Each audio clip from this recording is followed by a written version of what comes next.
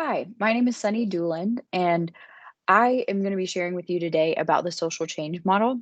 I've been a leadership educator for about the last 12 years, and the social change model has been something that's been extremely influential to me. So I'm happy to get to share about it with you all right now. A little background on who you're hearing from. My current role, I'm the manager of development programs at Republic Services. So I recently transitioned from sports to the corporate world, which has been a really interesting change for me, but a really valuable and wonderful experience so far. Prior to Republic, I was the assistant athletic director at Clemson and I worked in student athlete development. I primarily focused on leadership development programs for the student athletes. Before that, I have been working in the athletic department and student athlete development for about the last 5 years, starting as a GA and then working my way up to an assistant AD. Prior to that, I worked at the NCAA and I was a postgraduate intern in leadership development. And then before that, I was a student athlete at the University of Nebraska on the rifle team of all things. And at that point, I was just really starting to understand my love of seeing people grow, develop, and become the people that they wanted to be and influence the world that they wanted in a way that they wanted to. And that's really where I got my first exposure to the social change model. I was involved really heavily in a leadership development certificate program that was really built on the social change model. And as I started to understand why they had set it up that way, it really helped me understand myself and the ways that I was seeking to influence the groups I was involved with and ultimately the world. So this is a model that I've taken with me ever since, and it's really been the formal structure behind the way that I build all of my programs from the NCAA to now Republic. So I'm going to share about that model with you all right now. The social change model was really built around kind of this cluster of values. So it's a values-based model with these different groups. The first group of values being your individual values, second, your group values, and then third, societal values. It also is built on the assumption that leadership is a process, it's not a position, which it was built in the mid 90s. And at that point, it was a pretty interesting thought that leadership wasn't positional. But ultimately, it's built on this idea that a leader is anyone who wants to work with others to make a difference. It also is built on the assumption that leadership is collaborative and that it is inclusive. And you could even see the inclusivity in the collaboration that has to take place just by looking at this model, seeing these values interact and these different people generally interact. It has to be inclusive and collaborative to produce the change that's really highlighted there in the middle. The social change model is also built on these seven specific values, and you can see them broken down. They're the seven C's of the social change model, with an additional eighth being added at the end, kind of loosely, and that's the idea of change, which I'll dive into here in just a minute. So I want to break down each group of values, the first one being individual values.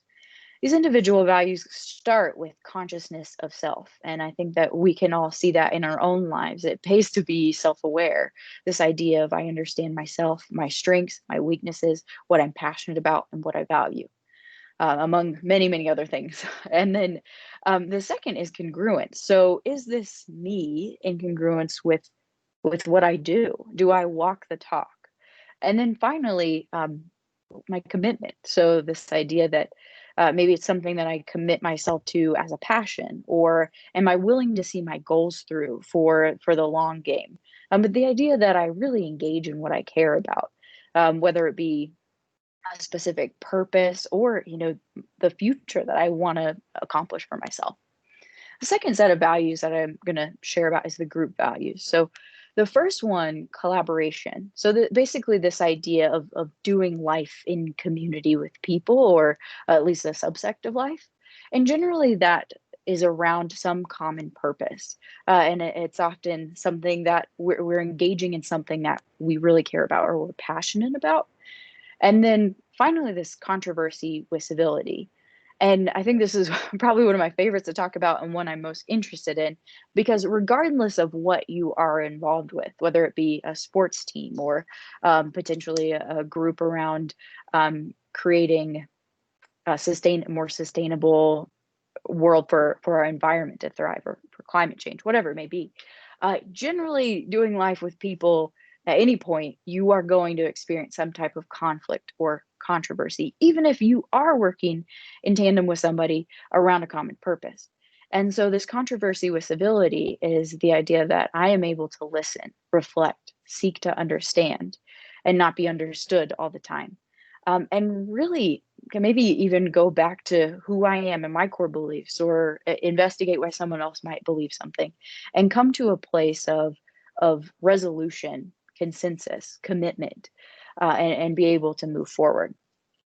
And then finally, this last group of values that we're going to talk about are these societal values. And the key one that they focus on in the model is citizenship. And citizenship, in this case, is an active, not passive involvement in everything that you're involved with. And it's not just voting, but it's, if I'm involved with this, I am an active player in it, or something else, I'm an active player in it. Something else that you're probably noticing outside of the values is the arrows on this page, or on this chart. And you see that it's reciprocal, right? So societal values, while it's pointing at group values is pointing right back at it. And that happens between each of these different groups of values. And that's because change doesn't happen in a silo. If I was just alone all the time, probably wouldn't have as much change.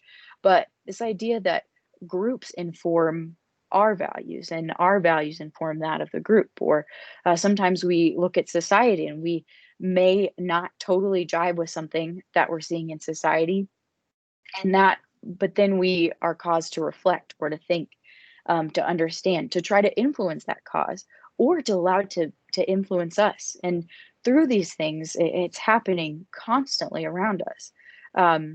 Through these things, we see change. And I know that you have seen this in any variety of ways. Think about, even if it's simply a sports team that you've been involved with, think about how those folks have influenced you and your beliefs, and then how that may have made you influence society in some way. I think about the folks that I've worked with over a number of years, coming from, I grew up on a farm in rural Texas, and then have spent my entire career working in college sports. And so I was born in two very different communities, one very rural, but then my work's been in more urban settings. So you're just constantly engaging with people who are different than you, that make you see the world differently. And then you're advocating for different things than you might have previously, from your background. And but we see this in any variety of ways. And so I encourage you to reflect on how this model has played out in your own life. And I know that it'll likely be endless, but this is how we've seen change in our lives, but then in turn also in our world. So I definitely encourage you to take a look at this and understand the change that has happened in you or through you. And I also encourage you to check out this book if you'd like to learn more. The book Leadership for a Better World, and it's all about understanding the social change model. And it will just provide more context and help you understand how you can use this model. Potentially, if you want to be a leadership educator, it can be a really great resource. But also to understand the way that you have been influenced or influence others. So really appreciate your time. Thanks for listening, and I hope that you enjoy diving into this week and this model.